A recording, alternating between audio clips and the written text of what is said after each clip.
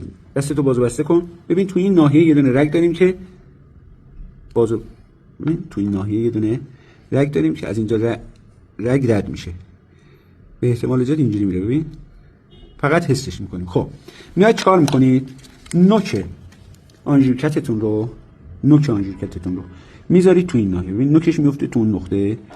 ته آنژیرکت میفته کجا؟ اینجا. اوکی. بعد آنژیرکت رو از اینجا وارد میکنید، نوکش رو میبرید میذارید تو اون نقطه‌ای که رگ رو لمس کردید، حس کردید. ببین تو این ناحیه. درسته؟ میخوام انجام بدم که ببین تو این ناحیه رگ رو حس میکنید. خب تقریبا از اینجا میبرید رگ رو میذارید. البته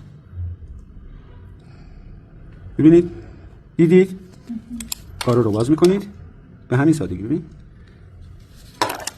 میبندید رگ رو، دستتون رو میکشید، مطمئن میشید که داخل رگ هستید. اینجا خون رو که مشاهده کردید، حالا بعد در پوشش رو میبندید. بعد شروع میکنید به فیکس کردن.